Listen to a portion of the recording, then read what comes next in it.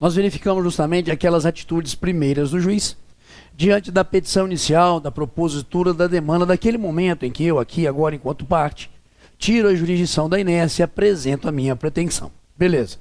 Aí o juiz, como nós observamos, pode, verificando deficiências sanáveis, regularizáveis, chamar a parte ali ao conserto a emenda da petição inicial, ou até mesmo indeferir a petição inicial de plano, ou nas hipóteses do artigo 332, julgar ali desde logo, desde que a lei permita, de novo artigo 332, improcedente o pedido do autor. Só que agora nós vamos partir da seguinte premissa, pessoal. A petição inicial está apta. A petição inicial, pelo menos numa primeira visão do magistrado, não carrega nenhuma deficiência. Não é causa de improcedência liminar do pedido, nada. A petição inicial realmente, pelo menos numa primeira apresentação e numa primeira visão do juiz, carrega a aptidão necessária, os requisitos necessários, para que futuramente possa ali o mérito, a pretensão, ser analisada, ser julgada pelo juiz. Então, como eu costumo afirmar, a petição inicial está de boas, ok? Não há ali uma deficiência que tenha chamado a atenção do magistrado, sanável ou não. Beleza. Aí é algo que eu preciso então chamar a atenção dos senhores, porque nós vamos partir aqui dessa premissa, ó. Como nós estamos dizendo, ela petição inicial, requisitos devidamente preenchidos. Temos obrigatoriamente que pensar agora o processo de uma forma bem diferenciada. Senhores, quando a gente pensa numa visão histórica do direito processual civil, me permitam aqui rapidamente tecer alguns comentários sobre isso, a gente verifica que toda a concepção normativa antiga ditava um caminho processual para que em determinado momento ele, magistrado, senhor e condutor do processo, diante ali das argumentações e elementos trazidos pelo autor e também, claro, pelo réu, pudesse, depois da colheita de provas, proferir ali de uma forma incisiva, com toda a autoridade que lhe é ali de investimento, uma decisão, uma sentença, afirmando se ali o direito pretendido pelo autor existe ou não. Então nós nos acostumamos a pensar um direito processual civil com a seguinte proposta: meio pelo qual o Estado, de forma impositiva, pelo magistrado, resolverá a situação litigiosa a ele posta. E aí a gente sempre idealizou um processo onde, iniciando aqui, com ela a petição inicial e o juiz a aceitando, ele, réu, era citado para resistir à pretensão, criando aqui um incêndio, melhor dizendo assim, tá bom? Na situação litigiosa. Aquela lide, enquanto fator social, aquele acontecimento no mundo real, como já explicitamos, de pretensão, vontade de um, resistência do outro, que inibiu que essa vontade ali repercutisse no mundo real, agora torna-se um elemento do processo. Porque antigamente citado, ele, réu, deveria comparecer e apresentar a sua defesa, a sua contestação, resistindo ao pedido, resistindo à pretensão do autor, trazendo ali os seus argumentos, meios de prova, ok? Criando novamente, como eu falei, um incêndio na situação litigiosa. E aí, então, depois, o magistrado, de novo, o senhor e condutor do processo, afirmaria, diante das provas existentes, se aquele autor teve ou não o direito realmente não reconhecido pelo réu, e aí determinando, consequentemente, talvez a condenação do réu, ou não. E só no velho direito processual civil, em algumas poucas circunstâncias, se falava numa coisa chamada autocomposição. O que vem a ser a autocomposição? A resolução da situação litigiosa, do conflito ali existente entre autor e réu, através de um acordo de vontades. E novamente, antigamente o direito processual civil tinha como primazia a resolução da situação conflituosa pelo Estado ali de forma impositiva, onde o juiz afirmava: cidadão, você tem direito ou não? E contente-se com essa minha afirmação aqui enquanto jurisdição. Não estando feliz, recorra e esperemos ali os outros órgãos do poder, novamente, também de forma impositiva, analisar se você tem ou não o direito aqui reclamado. Tudo bem. E sempre assim foi a visão do direito processual civil. Até que, por experiências e por uma evolução do pensamento, nós mudamos esse paradigma antigo do direito processual, que hoje não mais é visto, primariamente, como meio pelo qual o Estado, de forma incisiva, há de resolver a lide. Pelo contrário, hoje nós colocaremos essa atuação incisiva do Estado, imperativa do Estado, em declarar, afirmando se alguém tem ou não direito, como um elemento secundário do processo. Porque o elemento primário hoje do processo, como meio de resolução de lide, como meio de resolução de conflito, é permitir a elas partes viabilizarem ali, por ato de vontade, um acordo, por técnica autocompositiva de conciliação ou mediação, por vontade as próprias partes colocarem fim à lide. E só se não for possível, ou se eventualmente não chegarem a esse acordo, é que aí então deverá ele, réu, apresentar a sua contestação, criando em termos de processo a resistência à pretensão do autor. Velho CPC, senhores, não era esse o pensamento. De novo, o paradigma primário de resolução de lide no velho CPC era uma atuação impositiva do Estado. E aí diziam os antigos que com isso o juiz estaria, ao afirmar a existência ou não do direito, pacificando aquela situação litigiosa. Lei do engano, senhores, muitas vezes ali uma atuação impositiva do Estado, afirmando para um determinado cidadão, você não tem direito, ou tem, cria em relação ao outro que é parte com ele no processo, situações de resistência, situações de não pacificação, até mesmo o sentir-se injustiçado. Então nós quebramos esse antigo paradigma para apresentar um novo, enquanto novo direito processual civil, enquanto CPC 2015. E esse novo paradigma é que o Estado, primariamente, permita que elas partes, por técnica novamente de autocomposição, busquem um acordo como meio de resolução da situação litigiosa. E somente ali depois, caso não alcançado ou não sendo possível esse acordo, é que o Estado atuará para afirmar ou não ali a existência do direito. Isso é uma nova visão que o CPC trouxe para dentro do direito processual convencional, do CPC, do direito processual codificado. Já era técnica, por exemplo, lá nos juizados especiais, já era técnica no direito processual do trabalho, mas não no direito processual civil propriamente dito. E hoje passa a ser. Então é altamente relevante que a gente observe que agora, a partir do momento em que ele, juiz, recebe a petição inicial, em que ele, magistrado, verifique que os requisitos estão ali devidamente lançados, que não há deficiência nesse ato, ele, juiz, deve verificar se o direito material admite ou não autocomposição. Ok? E se ele, direito material, admitir a autocomposição, ele, juiz, vai designar uma audiência de conciliação ou mediação, conforme o caso, discutiremos o conceito de uma e de outra. Mesmo que, lembram, artigo 319, item 7, jogou para mim, Gui? Olha lá. Senhores, o artigo 319, como aqui nós já estudamos, nos fala justamente de quê? Dos requisitos dela petição inicial. Ok?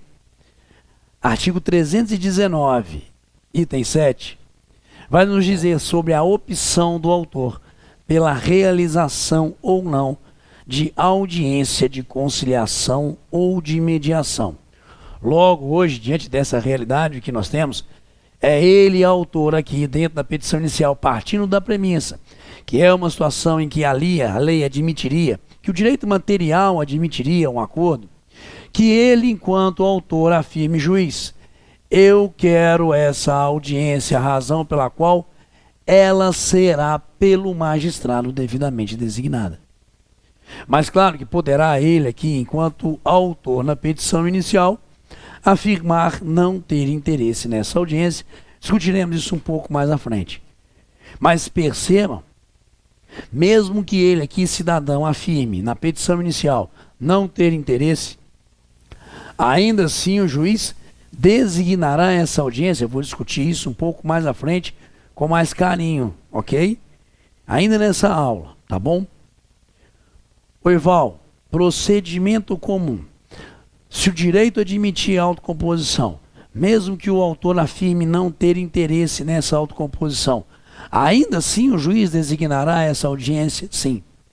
E isso aqui, senhores, essa atuação do juiz, nós chamaremos de despacho positivo, ok? Nós chamaremos, digo de novo, de despacho positivo. O despacho positivo é o ato dele, magistrado, que verificando que a petição inicial preenche ali os requisitos que lhe são próprios, em que ele, magistrado, verificando que não seria causa de improcedência liminar, designa essa audiência, para que as partes possam, através de uma técnica conciliatória ou de mediação, colocarem fim à lide antes mesmo da contestação, antes mesmo do réu resistir à pretensão. Senhores, esse despacho positivo nós encontramos no artigo 334, que é justamente agora o nosso foco de estudo. Vamos a ele, por favor. Indo ao artigo 334, está ali, ó. Se a petição inicial preencher os requisitos essenciais e não for o caso de improcedência liminar do pedido, o juiz designará. Percebam que a lei aqui cria uma situação bastante imperativa. Se a petição inicial preenche todos os requisitos, se não é causa de improcedência liminar, ou seja, numa linguagem mais usual, me permitam aqui, se a petição inicial tiver de boaça, o que nós temos aqui é o juiz designando a audiência de conciliação ou de mediação com antecedência mínima de 30 dias, devendo ser citado o réu com pelo menos 20 dias de antecedência. Então, recebendo a petição inicial, e vou dizer para os senhores mesmo que o autor afirme não ter interesse, o juiz designará essa audiência. Prazo mínimo para o juiz designar a audiência 30 dias. Ele não poderia designar do momento em que ele recebe a petição inicial, do dia em que ele recebe a petição inicial, para daqui a 20 dias. Não. Ele tem que, no mínimo, designar essa audiência com um lapso temporal de 30 dias, citando o réu com antecedência mínima de 20 dias, para que ele, réu, tenha tempo suficiente para saber ali e ler a petição inicial, procurar um advogado, o advogado se reunir com ele, traçar os elementos já de for o caso de defesa ou não, propostas possíveis para situações autocompositivas. Então a lei dá aqui, digo de novo, esse prazo mínimo. Vamos a ele de novo, porque prazo sabemos, muitas vezes pode aí estar sendo cobrado na prova de vocês. Devendo o réu ser citado com pelo menos 20 dias antes da audiência. E essa audiência deve ser designada com pelo menos 30 dias da data em que ele, magistrado, recebeu essa petição inicial. Tranquilo, galera? Beleza? Ótimo. Só que aqui eu tenho que fazer uma pequena variação, tá? Qual é a pequena variação? Causas de família, divórcio, separação, investigação de paternidade, tá? Guarda de filhos, reconhecimento de união estável, sua dissolução, se for o caso. Esses prazos mudam um pouquinho. Então eu gostaria que primeiro vocês estabelecessem essa regra padrão para mim aí, tá bom? O padrão é, a regra é, que o juiz designará essa audiência com, no mínimo, 30 dias. 20 ele não pode, 40, beleza, ótimo. E que o réu deve ser citado com pelo menos 20 dias de antecedência, 20 dias antes dessa audiência, em relação à sua designação, tá bom? Mas que nas causas de família, jogou de novo. Nós temos aqui no Código de Processo Civil, a partir do artigo 693, uma parte específica que cuida das ações de família, tá? Beleza? E aí, ó, deixa eu achar aqui o prazo. Recebida a petição inicial, ok? O juiz ordenará a citação do réu para comparecer à audiência de conciliação, mediação. Tranquilo? Tá aqui, ó. E aí a lei está dizendo que, parágrafo 2º, artigo 695, a citação ocorrerá com antecedência mínima de 15 dias da data designada para a audiência. Então, vamos novamente aqui. Segundo o artigo 334, nós designaremos ali, ele, magistrado, designará a audiência com pelo menos 30 dias, não é isso? Antecedência mínima.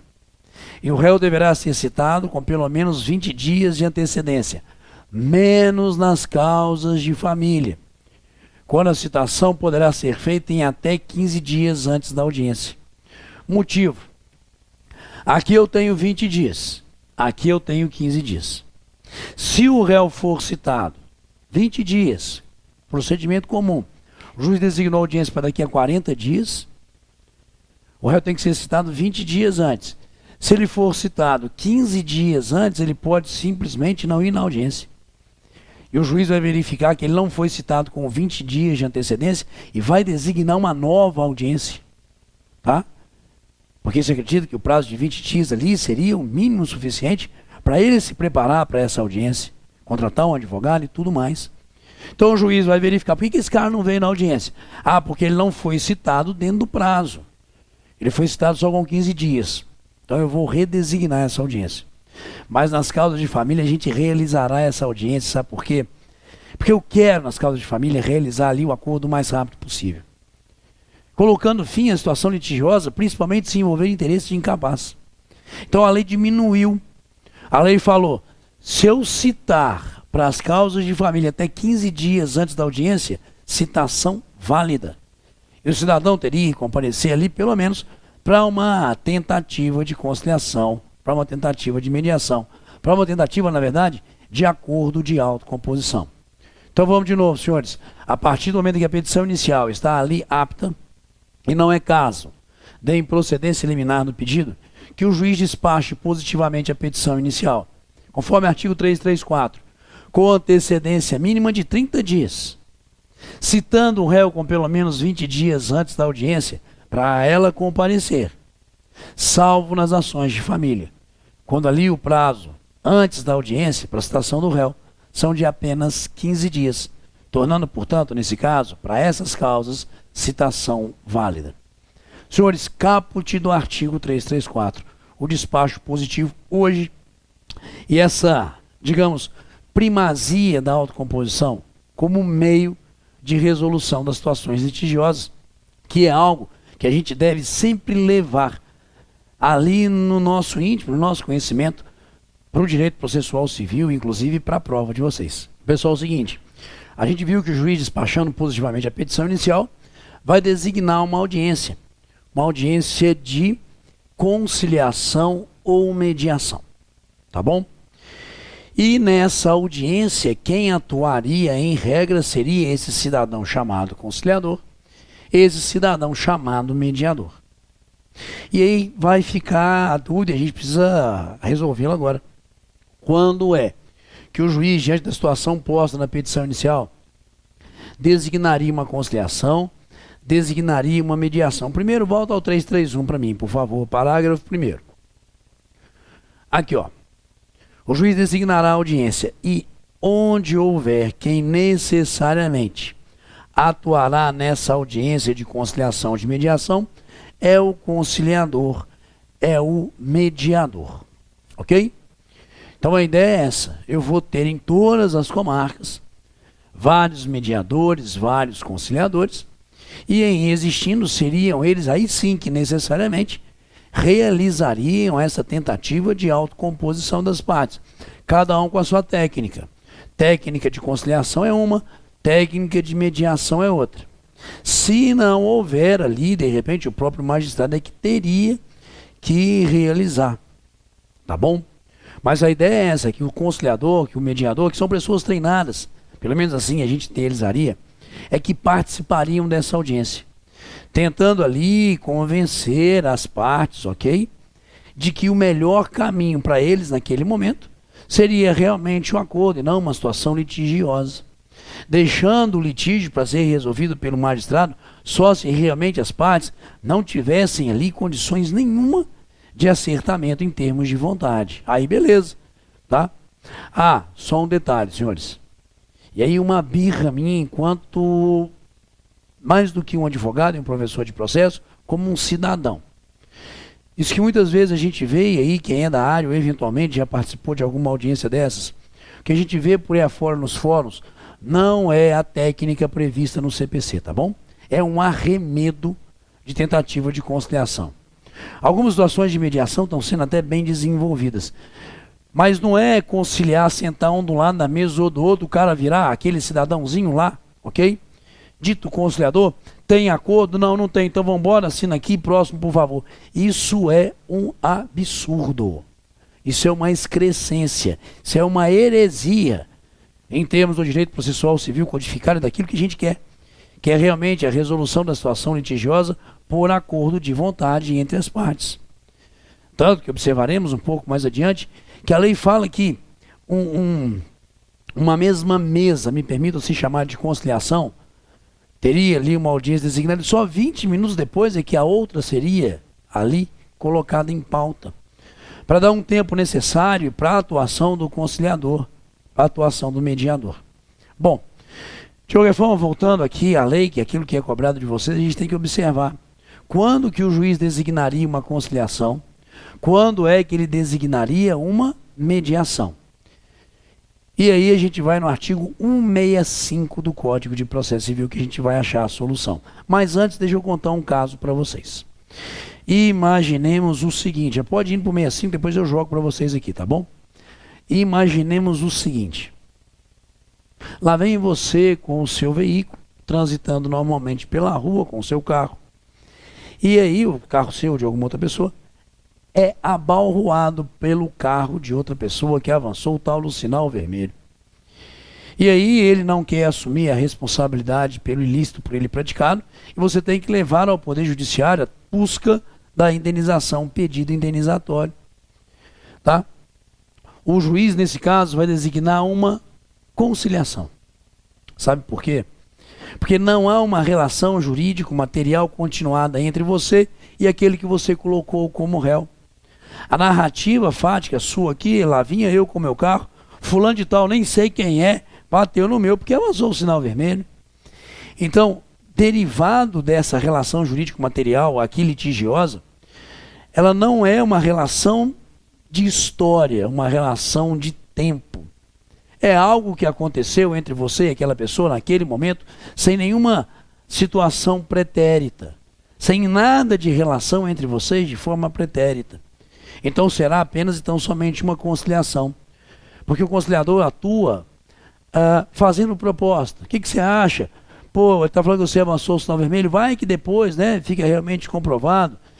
Ele está falando que o prejuízo dele foi de 5 mil, divide aí, vamos ver se dá. Ele está fazendo, enquanto conciliador, uma proposta, uma tentativa de aproximação das partes através da visão dele do que poderia ali cada um abrir mão um pouquinho para chegar em um meio termo, se for o caso. Mediação é outro mundo, cara. Mediação, mediador não faz proposta absolutamente nenhuma, tá?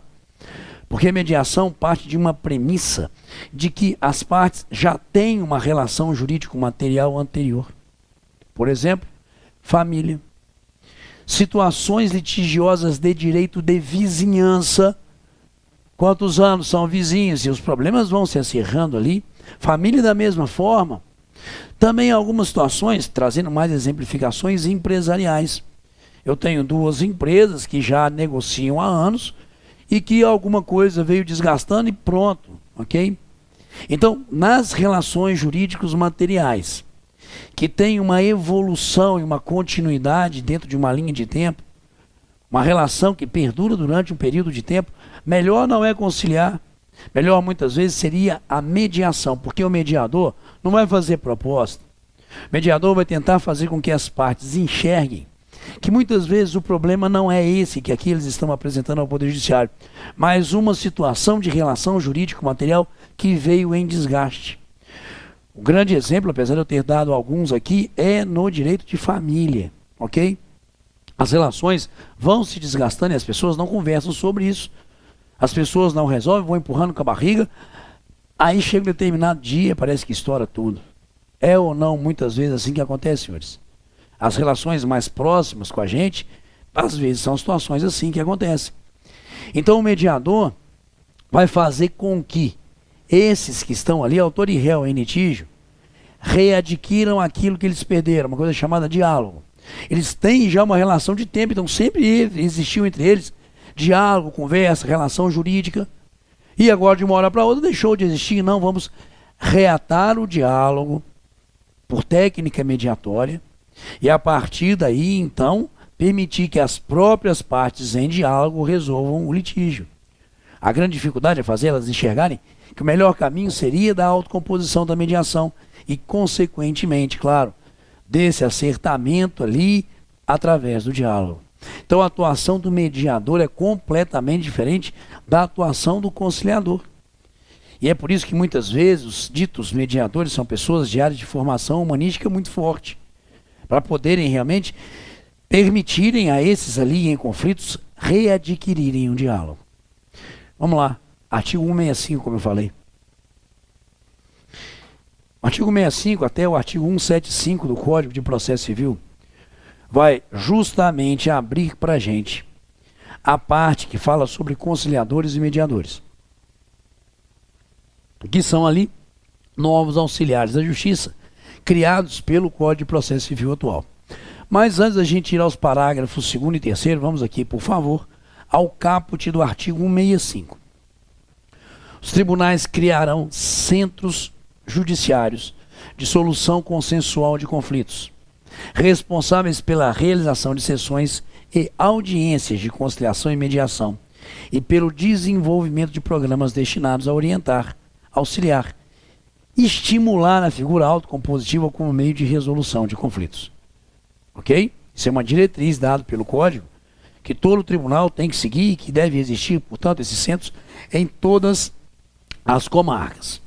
E aí, olha aqui o parágrafo 2º e o parágrafo 3º, dizendo para a gente quem seriam esses conciliadores, esses mediadores, e como que a gente daqui consegue extrair justamente o que seria, pelo menos em tese, a conciliação e, claro, do seu lado outro, a mediação.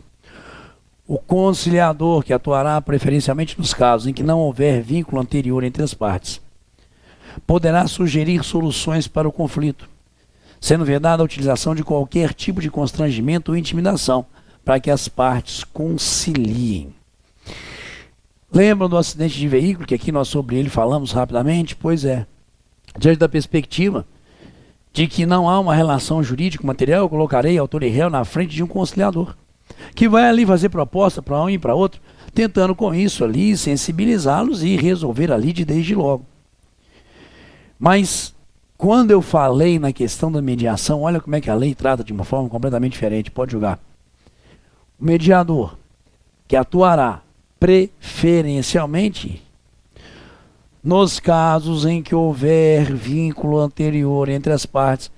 É aquela ideia que eu passei para os senhores de uma relação jurídico-material que é ali continuada, ok? Talvez mesmo em termos de anos ou mesmo décadas. Auxiliará os interessados a compreender as questões e os interesses em conflito, de modo que eles possam, pelo restabelecimento da comunicação, identificar por si próprios soluções consensuais que gerem benefícios mútuos. Cara, é uma coisa completamente diferente a mediação, percebendo? Aqui, só pela leitura desses dois parágrafos, dá para a gente perceber que o mediador tem que ser alguém que realmente detém a capacidade suficiente para gerar ali a reabertura daquilo que as partes perderam, que é o diálogo. A conciliação é mais ali proposta mesmo, ok? Então, o juiz ponderará, diante da petição inicial, se é ou não caso de conciliação, designará. Ou se seria melhor, para aquela causa específica, a designação de uma mediação. E aí, voltando a ele, artigo 334. Está ali, ó. Opa. Ok? Se a petição inicial preencher os requisitos essenciais, não for o caso de improcedência, designará audiência de conciliação ou mediação. Vimos o prazo E o conciliador ou mediador, se ali houver na comarca, atuará nessa audiência, conforme ali previstos no artigo 165, parágrafo 2º e 3º. Legal, senhores? Então, esse é o despacho positivo hoje, a designação dessa audiência. Ok. Ival, eu fiquei na dúvida porque eu vi duas palavras lá. Sessão e audiência. Se perceberam ali na leitura do artigo 165, perceberão isso. Vamos lá. A audiência é una. Eu tenho ali uma audiência para a tentativa de conciliação, de mediação nesse momento inicial do processo. Mas chegaram as partes, conciliador, mediador ali atuando, passou o tempo dessa audiência, não chegaram a um acordo, mas o conciliador, o mediador fala, putz, velho, de repente se esses caras voltarem aqui semana que vem, deixando ali o tempo entre eles passar um pouquinho, talvez eu consiga fazer com que eles acertem ali os ponteiros deles e coloquem fim à lide. Então tá, eu, conciliador ou mediador, vou dizer o seguinte, ó, estou encerrando não a audiência, mas estou encerrando essa primeira sessão dessa audiência nesse dia e estou designando uma segunda sessão dessa mesma audiência para o dia tal a tal hora, partes intimadas. Entenderam? Então eu tenho uma audiência que pode ser dividida em várias sessões, que seriam realizadas ali em dias distintos, com qual objetivo? Da gente ter talvez vários encontros entre as partes para a viabilidade do acertamento da autocomposição. 334. Observe.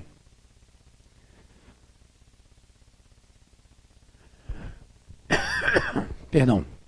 Poderá haver mais de uma sessão destinada à conciliação e à mediação, não podendo exceder a 2 meses da data de realização da primeira sessão, desde que necessárias a composição das partes. Então eu tenho uma audiência, ela pode ser dividida em várias sessões, desde que não excedam o prazo de 2 meses da data da realização da primeira sessão, que é a data que o juiz designou. A audiência por dia tal. Terminou, não deu acordo, beleza, acabou a audiência. Ou então, vamos continuá-la em dia seguinte. Então aqui nós tivemos nesse primeiro dia, a primeira sessão dessa audiência, teremos uma sessão seguinte dela em dia outro. Com qual objetivo? De aproximação das partes. E da finalização da situação litigiosa ali, através dessa técnica autocompositiva.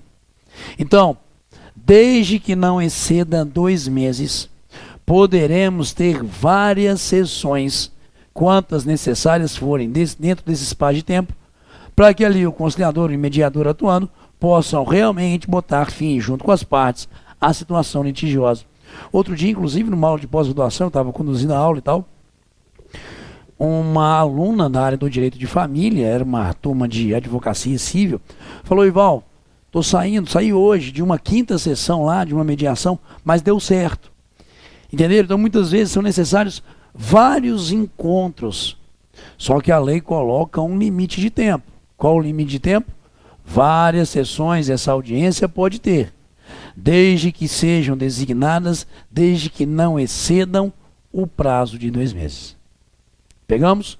Então é isso. O juiz recebe a petição inicial, cita o réu para comparecer à audiência e vai dar notícia ao autor da data dessa audiência. Como? Dessa forma aqui. Parágrafo 3º, pode julgar, do artigo 334. A intimação do autor para a audiência será feita na pessoa do seu advogado. Pronto. O réu vai ser citado pelos meios próprios de que discutiremos.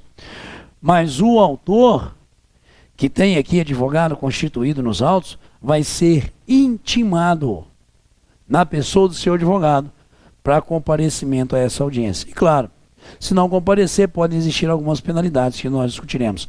Então, estando em dia ali, ou estando em ordem a petição inicial e não sendo caso de improcedência liminar, o juiz designará a audiência de conciliação, dependendo do caso, ou mediação, dependendo do caso, citando o réu e intimando o autor, na pessoa do seu advogado, para comparecer a essa audiência de conciliação ou mediação, aonde quem atuará, caso houver, será o conciliador, será o mediador de forma obrigatória, e que, conforme artigo 165 e seguintes, desenvolverão a técnica na busca da autocomposição. Próximo bloco, vamos discutir quando é que o juiz não designará essa audiência ou quando ali ele há de cancelá-la, ok?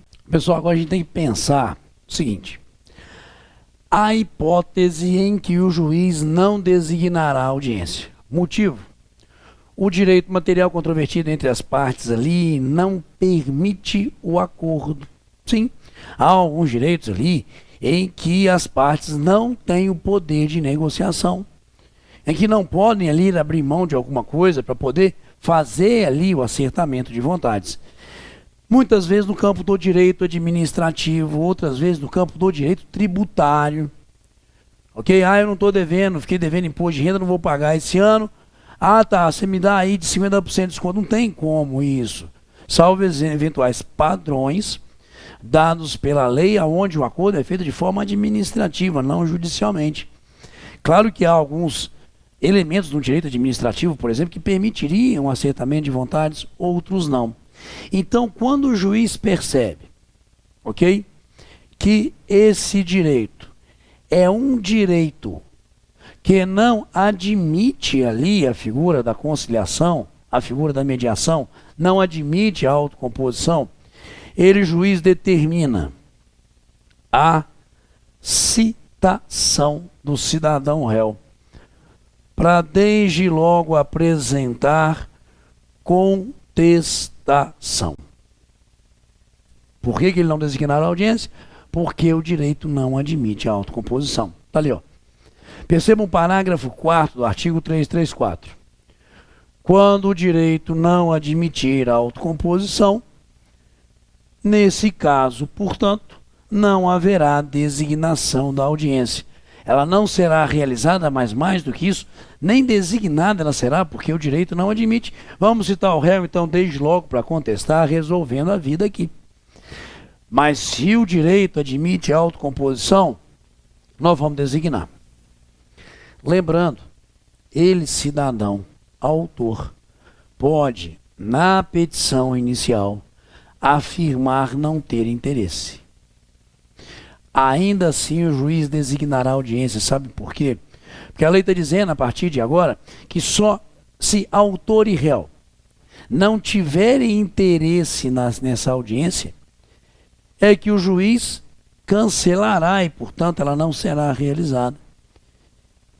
Então, vamos partir aqui da seguinte premissa. Se eu estou precisando de bilateralidade de vontade, se eu preciso dos dois, autor e réu, externalizando não ter interesse, quando o cidadão ou autor afirma na petição inicial, eu quero a audiência, não só será designada, como será realizada. Não tem alternativa? Porque mesmo que o réu exteriorize ali não ter interesse na mediação, na conciliação, o autor falou o que quer. E é necessária a vontade dos dois para que a audiência seja cancelada. Então, se o autor, na petição inicial, artigo 319, item 7, afirmar ter interesse, o juiz vai designar a audiência e ela será realizada. Pronto. Lá do outro, se nela a petição inicial o autor afirma não tenho interesse nessa audiência, tudo bem. O juiz vai designar, mas nesse caso específico aqui, abrimos a oportunidade ao réu de comparecer até 10 dias antes da audiência e ele, réu, também afirmar não ter interesse nessa audiência. Aí essa audiência vai ser cancelada. Exato. Porque eu tive tanto vontade do autor na petição inicial dessa audiência não ser realizada, quanto do réu, ok? Aqui até 10 dias antes, afirmar também não ter interesse nessa audiência. Joga para mim parágrafo 4º. Primeiro motivo, então, pelo qual a audiência não será ali realizada. Quando não se admitir a autocomposição. Ok, senhores? Maravilha. Mas também, se ambas as partes manifestarem de forma expressa, não pode ser de forma tácita, ok? Expressamente, desinteresse na composição consensual. E aí, nesse caso, se ambas as partes afirmarem expressamente não ter interesse, a audiência que foi designada vai ser cancelada. Bom, o autor exterioriza na petição inicial. O réu por petição nos autos, está aqui, ó, citado, até 10 dias antes da audiência. O autor deverá indicar, me diz o parágrafo 5º do artigo 334, deverá indicar na petição inicial seu desinteresse na autocomposição. E o réu deverá fazê-lo por petição apresentada com 10 dias de antecedência, contados da data da audiência. Então vem cá. Eu, autor, 319, item 7, não tenho interesse na petição inicial, na audiência de autocomposição. O juiz designou, citamos o réu. Citado até 10 dias antes, ele vem e apresenta ali uma petição ao juiz, dizendo que ele também, réu, e nem precisa ali exteriorizar os motivos, também não tem interesse na audiência, solicitando o cancelamento da mesma. Ponto. Basta essa exteriorização de vontade. A partir de agora, a audiência vai ser cancelada, porque tanto o autor quanto o réu afirmaram não ter interesse. E vamos até olhar isso um pouquinho mais à frente com carinho. Quando o réu vem e apresenta sua petição 10 dias antes, dizendo não tenho interesse na audiência, imediatamente já está aberto o prazo para ele apresentar a contestação. Mas discutiremos isso um pouquinho mais à frente. Então vamos lá. Se o direito não admitir a autocomposição, o juiz não designará a audiência, citará o réu para contestar desde logo o pedido. Mas se for ali uma situação em que é admissível a autocomposição, que o direito admite o aceitamento de vontades, citaremos o réu para comparecer à audiência. Sendo possível, caso o autor tenha externalizado na sua petição inicial não ter interesse nessa audiência, que o réu possa também agora, já que o autor assim o fez, exteriorizar também o não interesse nessa audiência por petição que deve ser apresentada até 10 dias antes. E aí nós teremos então o que, senhores? Nesse caso, ambas as partes manifestando expressamente desinteresse nessa figura da autocomposição. Ok? Então eu preciso que tanto o autor quanto o réu exteriorizem, tanto o autor quanto o réu falem ali expressamente não ter interesse. O autor na petição inicial, o réu por petição até 5 dias antes. Até 10 dias antes da audiência. E por falar em 5, imaginemos que sejam 5 os réus nesse processo. E o autor na petição inicial afirmou não tenho interesse. Sabe o que a lei exige para cancelar a audiência? Que agora os 5 réus se manifestem expressamente pelo desinteresse na situação autocompositiva.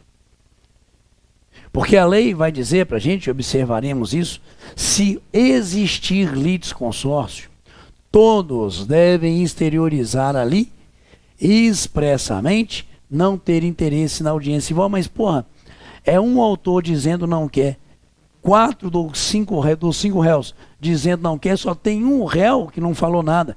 E ainda assim a audiência vai ser realizada sim. Pela visão que a lei processual trabalha, que seria da primazia da autocomposição, de repente, situações hipotéticas que a lei deve levar em consideração, esse réu é que vai trazer uma proposta que de repente resolveria tudo.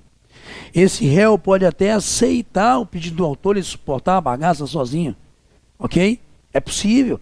Então, partindo da hipótese que eu tenho 5 réus, ou mais, ou menos, seja o que for, ou seja, eu tenho litisconsórcio, todos devem exteriorizar ali expressamente o desinteresse. Percebam. O autor deverá indicar na petição inicial seu desinteresse na autocomposição. E o réu deverá fazê-lo por petição apresentada com 10 dias de antecedência, contados da data da audiência. Havendo litisconsórcio, está aí, ó, o desinteresse na realização da audiência deve ser manifestado por todos os litisconsortes. Legal, senhores? Então vamos lá. Quando que a audiência não será realizada? Se o direito não admitir a autocomposição, estaremos desde logo o réu para contestar. Entretanto, se é direito que admite a autocomposição, mesmo que o autor afirme na petição inicial não ter interesse, ainda assim o juiz designará a audiência, citando o réu para comparecer e intimando o autor na pessoa do seu advogado para comparecimento a essa audiência, dia, hora e local designados. Se ele, autor, afirmar ter interesse, a audiência vai ser realizada. Se o autor afirmar, entretanto, não ter interesse, e o réu, até 10 dias antes, agora comparecer e também afirmar não ter interesse nessa audiência, aí ela será cancelada. Senão, a audiência será realizada porque não bastaria a manifestação do autor. A lei está dizendo de uma forma muito clara, é necessária a manifestação expressa das partes, ou seja, autor e réu. E se existir litisconsórcio, a exigência para cancelamento dessa audiência é que todos ali se manifestem. Pegamos, senhores, motivos pelos quais a audiência não será realizada. Pessoal, a gente veio tramitando ali pelo artigo 334, por ele transitando, e observamos, de certa forma, que dentro do procedimento a regra passou a ser justamente o quê? Primeiro, antes mesmo dele, cidadão ali lançado no processo como réu, apresentar a sua contestação, nós chamaremos, não é isso? Ele, autor, ele, réu, uma tentativa de autocomposição ali através da audiência de conciliação e mediação. E aí uma coisa se torna muito preocupante dentro dessa lógica. Por quê? Eu posso ter pessoas de comarcas diferentes. Eventualmente pode ser que a demanda seja proposta numa determinada localidade e que o autor e réu estejam, na verdade, em outra comarca. E aí todo o problema, muitas vezes, de quê? De deslocamento. Para comparecer a uma audiência que de repente vai durar lá seus 10 minutos e as partes de lá sairiam frustradas, eventualmente ali pela não realização de qualquer acordo. Então a lei processual, utilizando, claro, da modernidade, dos meios de comunicação, vai virar para a gente, voltando a ele, artigo 334, e vai afirmar o seguinte. Vamos lá. A audiência de conciliação ou de mediação pode realizar-se por meio eletrônico. Perdão, pode realizar-se por meio eletrônico nos termos da lei. Que lei seria essa? Normas internas de cada tribunal, regulando ali justamente a forma de realização dessa audiência, ou uma lei federal posterior que venha a estabelecer parâmetros unificados para a realização dessas audiências. Mas isso é um salto qualitativo em termos ali de agilidade do Poder Judiciário, de economia de tempo e de dinheiro muito importante. Cara, imagina o cidadão mora em Montes Claros e tem que ser realizada uma audiência em Juiz de Fora. O deslocamento dele, pensando nas Minas Gerais enorme como é o nosso estado, o cara teria que se deslocar quantos quilômetros, quantas horas, perdendo ali dias produtivos de trabalho, para de novo chegar numa audiência e simplesmente não ter acordo, gastando 10, 15 minutos na presença do conciliador ou do mediador. Então é muito importante que a gente possa ter a transmissão, a recepção, a participação das partes nessa audiência por meio eletrônico, tá? Bom, e aqui me permitam uma coisa bastante interessante. A gente observará em situações futuras que a lei fala via sistema de videoconferência em algumas coisas. Aqui a lei não fala necessariamente em um sistema de videoconferência. Então apenas estão somente deixando isso aqui bem pontual, até porque já há experiências muito interessantes. Senhores, realização pelo WhatsApp. Exato. Sem inclusive necessidade do cidadão se deslocar lá do escritório do advogado dele, lá na comarca dele, para a unidade do fórum, nada disso, ok? Via WhatsApp e ali, fazendo uma triangularização dessas pessoas, a gente pode realizar essa audiência. Via Skype, há vários mecanismos hoje bastante simples baratos ou mesmo gratuitos que permitiriam ali a realização dessa audiência de tentativa de conciliação. Beleza? Então, por gentileza, muito importante, parágrafo 7º. A audiência de conciliação e mediação pode realizar-se por meio eletrônico nos termos da lei. Tá bom? Vou pular propositadamente o parágrafo 8º. Perceba que a gente tem mais alguns parágrafos. Primeiro, que as partes devem estar acompanhadas por seus advogados ou defensores públicos. Há quem aqui já transita no direito há algum tempo e tenha conhecimento de algumas decisões. Há hoje o entendimento que vai se formando que, dependendo do direito, nada implicaria que a parte estivesse nessa audiência desacompanhada de advogado. Tá bom? Não interessa isso para a prova dos senhores. A prova dos senhores é uma prova eminentemente normativa, eminentemente legislativa, e, portanto, a lei está exigindo que as partes estejam nessa audiência acompanhadas por seus advogados ou defensores públicos. Então, eu teria autor, seu representante técnico, réu e seu representante técnico, advogado ou defensor público. Perfeito? Ótimo. Mas muitas vezes a parte não pode comparecer. Primeiro a gente vai resolver quando a parte, autor ou réu, é pessoa jurídica. Quando o autor ou réu ali são justamente pessoas jurídicas, pode existir ali alguém que esteja representando essa pessoa jurídica na audiência. Seja ali seu sócio, gerente, administrador, ou até mesmo alguém que, tendo conhecimento dos fatos, receba ali aquilo que a gente chama de carta de preposição. E, portanto, aquela pessoa jurídica está definindo alguém como alguém que agora há de ser o representante dela para termos de acordo nessa audiência. Tá bom? Mas a gente sempre teve um problema muito sério quando a parte é pessoa natural, pessoa física.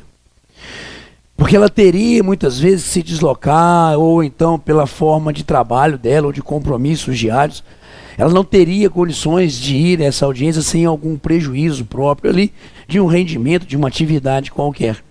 Então a lei processual inova de uma forma muito interessante. Olha, por favor, a redação necessária dele, parágrafo 10, desse artigo 334. A parte poderá, e percebam que ao falar em parte, esse parágrafo 10 não especifica se é pessoa jurídica, se é pessoa natural. E como ela, a lei não especifica, nós vamos trabalhar de forma ampliativa. Portanto, a parte, seja autor ou réu, pessoa jurídica ou pessoa natural, poderá constituir representante, por meio de procuração específica com poderes para negociar e transigir. Pronto. Aqui, mais do que uma mera carta de preposição, está a lei exigindo uma procuração específica, constituindo ali a parte alguém que seja seu representante, para que ela não compareça pessoalmente, outro compareça em seu lugar, uma procuração com poderes específicos, para negociar, para transigir, para ali realizar o acordo, se for o caso. Então, nessa hipótese, é plenamente possível que a parte possa, seja pessoa física ou pessoa natural, e aí reside um salto qualitativo altamente interessante da lei, possa ela nomear alguém que seja o seu representante pessoal nessa audiência, não sendo lícito que o advogado cumule, ok? As duas funções de representante pessoal da parte e de representante técnico. Portanto, eu teria o advogado e a parte, ou aquele a quem a parte outorgou procuração, com poderes específicos para, indo à audiência, negociar, transigir. Voltamos. Parágrafo 10. Esse salto altamente interessante que a lei aqui está apresentando para a gente. A autocomposição obtida será reduzida a termo e homologada por sentença. E agora me permitam, senhores, artigo 515, são títulos executivos judiciais, entre outros, a decisão homologatória de autocomposição judicial. Então, mais do que simplesmente eu ter uma sentença que homologue o acordo, estamos ali constituindo agora um título executivo judicial. Então, imaginemos, só para a gente poder contextualizar isso daqui. O autor afirma que o réu deve a ele a quantia de R$30 mil. Não pagou quando devia. Tudo bem. Em audiência eles fazem um acordo. Seria pago esse valor em X parcelas mensais. Ok? E se não houver o pagamento, imediatamente venceria tudo. Ótimo. Fizeram esse acordo. Esse acordo foi submetido ao magistrado e o magistrado homologou. No curso agora do cumprimento desse acordo, ele, réu, deixa de pagar algumas das prestações. Venceu todas. Essa decisão, essa sentença homologatória, mais do que simplesmente ser um ato do juiz ali aceitando esse acordo, constitui um título executivo judicial. E agora, constituído esse título executivo judicial, poderá justamente o que ele, agora credor, dar início ao cumprimento de sentença, buscando receber agora de forma forçada os valores que foram objeto do acordo. Então, novamente, 515, inciso 2º, são títulos executivos judiciais. Além de outros, a decisão homologatória de autocomposição judicial, razão pela qual, vamos lá, 334, parágrafo 11, essa é a referência. A autocomposição obtida será reduzida a termo e homologada por sentença. 12. A pauta das audiências de conciliação ou de mediação será organizada de modo a respeitar o intervalo mínimo de 20 minutos entre o início de uma e o início da seguinte. Lembra que eu falei isso com vocês? Que muitas vezes que a gente verifica no dia a dia forense é um arremedo de tentativa de autocomposição. Sentou o autor, sentou o réu, tem acordo, não assina aqui, vamos embora. Senhores, eu quero que o conciliador, que o mediador tenha tempo suficiente para tentar realmente fazer o seu trabalho. Não um trabalho de convencimento da existência ou não de um direito, mas de que o melhor caminho seria, naquele caso, o acordo. Fazendo ele ali, conciliador, propostas para poder fazer o acertamento. E o mediador trabalhando para a reabertura do diálogo entre as partes. E isso demanda tempo. E é por isso que aqui nós temos uma regra prevista nesse parágrafo 12. E Val, isso não é seguido, não interessa novamente a prova de vocês. É uma prova eminentemente objetiva. Portanto, imaginemos eu tenho um conciliador e esse conciliador tem lá a sua pauta, ok? De audiências a serem realizadas naquele dia. Entre o início de uma e o da outra, minimamente 20 minutos. Porque se espera que durante esse período, realmente ele possa, fazendo o seu trabalho, tentar convencer as partes de que o melhor caminho seria o caminho da autocomposição para colocar fim ao litígio. Pegamos? Então nós temos aqui todos esses parágrafos, artigo 334, altamente cobrável. E eu guardei, por fim, aquele que eu particularmente acredito ser o grande dispositivo cobrado quando a gente lida com audiência de autocomposição, com o artigo 334. Nós já conversamos sobre isso em bloco anterior. Hoje a primazia é, cara, vamos tentar, através de um acordo de vontades, através de técnicas autocompositivas, colocar fim à lide e, portanto, também ao processo, equacionando o direito material controvertido da forma mais tranquila possível. Esse, sem dúvida nenhuma, hoje o objetivo maior da atividade jurisdicional na sua função cognitiva, na sua função de conhecer e dizer o direito. Vamos tentar primeiro compor as partes. Esse é o objetivo maior do processo de conhecimento hoje. Legal. Bom, e aí então eu tenho que começar a ficar preocupado com pessoas utilizando indevidamente o tempo do processo. Eu vou designar uma audiência para a busca desse acertamento de vontades. Essa audiência há de ser realizada. Só não seria realizada, como nós aqui já observamos, se autor e réu expressamente afirmassem não ter interesse, não é isso? Na autocomposição. Mas não houve isso. Audiência designada, abertura da audiência, uma ou ambas as partes não compareceram. Senhores, a primazia hoje da resolução da lide é autocomposição e, portanto, as partes, ao não comparecerem a essa audiência, estão atentando contra a função da própria atividade jurisdicional. E é lícito, portanto, que a lei imponha penalidades. Observem, por favor, agora então, nessa linha de raciocínio, a redação do parágrafo 8º do artigo 334. O não comparecimento injustificado do autor ou do réu à audiência de conciliação é considerado ato atentatório à dignidade da justiça e será sancionado com multa de até 2% da vantagem econômica pretendida ou do valor da causa, revertida em favor da União ou do Estado. Senhores, vamos quebrar com carinho esse parágrafo 8º. O não comparecimento de qualquer das partes, mas o não comparecimento injustificado. Lá vinha o cidadão, réu para a audiência, foi atravessar a rua e em frente ao fórum veio um buzunga, deu nele. Foi parar no hospital, claro que não compareceu à audiência, por um justificado motivo. E Val, nós vamos realizar novamente a audiência? Não necessariamente. Ok? Desde logo, como não houve o acordo por não comparecimento justificado do réu, o prazo para contestar já está correndo. O processo vai tramitar. Nada impedindo que o juiz futuramente tente ali, se for o caso, lá no artigo 139 existe o permissivo, designe outra audiência, mas não essa, ok? Essa primária audiência que é feita antes da contestação é aqui agora. E ele, réu, não veio, foi parar no hospital, beleza, não aplicarei a ele multa. Não houve ali, já que há um justificado motivo por não comparecimento, um ato atentatório à dignidade da justiça. Mas o processo caminha e, portanto, aberto já está desde logo o prazo para ele contestar, tá bom? Ok? Então, jogou de novo. O que importa em ato atentatório à dignidade da justiça é o não comparecimento à audiência do autor ou do réu, mas o não comparecimento injustificado. A multa não é de 2%.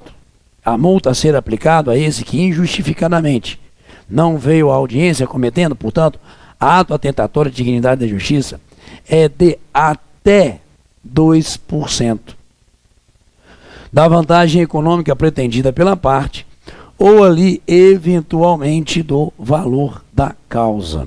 Tá bom?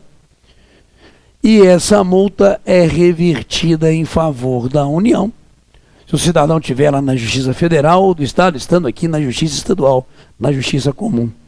Porque eu estou atingindo o próprio fim da atividade jurisdicional do Estado na sua fase cognitiva.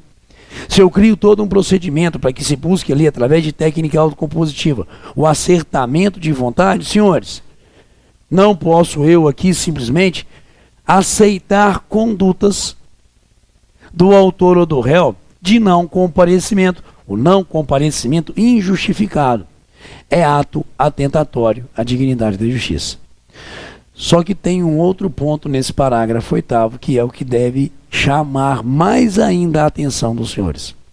Além da expressão injustificado, ser considerado isso um ato atentatório, a multa ser de até 2%, revertida em favor do poder, há uma outra expressão que merece aqui a atenção de vocês, pode julgar. Está aqui, ó. Na verdade, o que eu chamo a atenção de vocês agora, e peço leitura rapidinho, é daquilo que não está escrito. Exato. Senhores, em todos os lugares desse artigo, ao se falar sobre audiência, se fala sobre audiência de conciliação ou de mediação. Ok? E quando a gente chega no parágrafo 8º, lê-se apenas audiência de conciliação.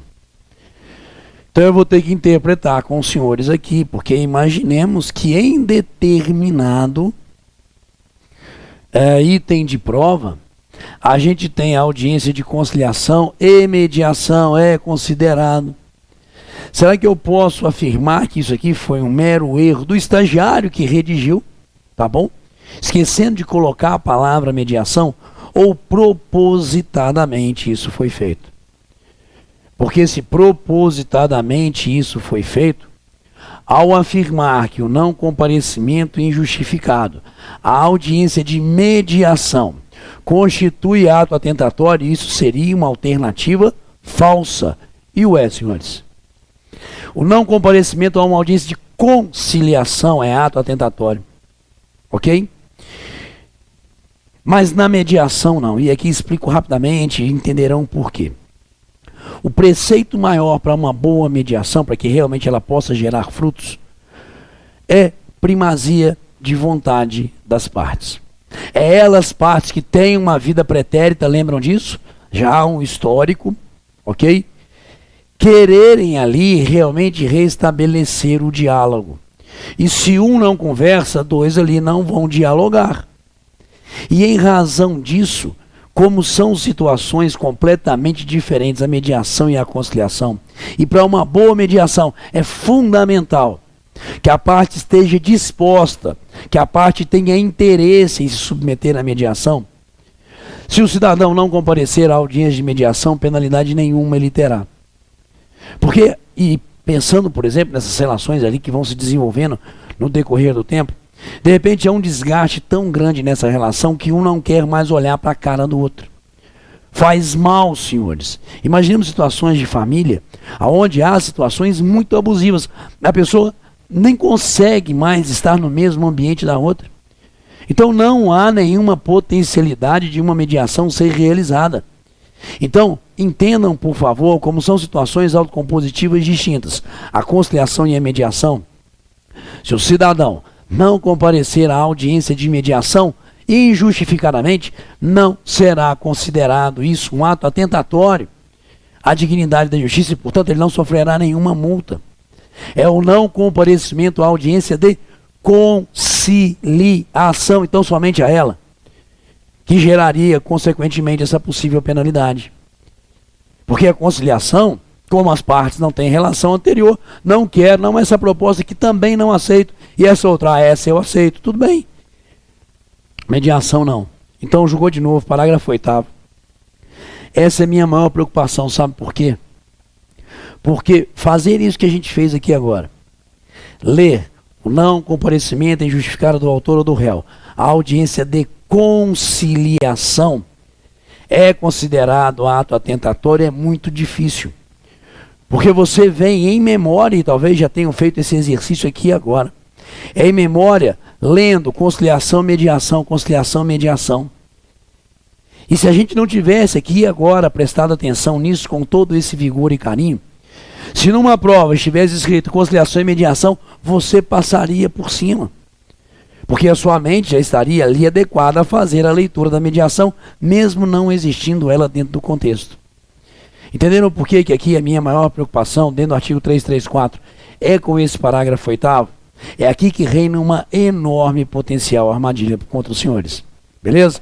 Galera, é isso aí, ok? Terminamos aqui essa aula, portanto, falando dessa audiência do artigo 334.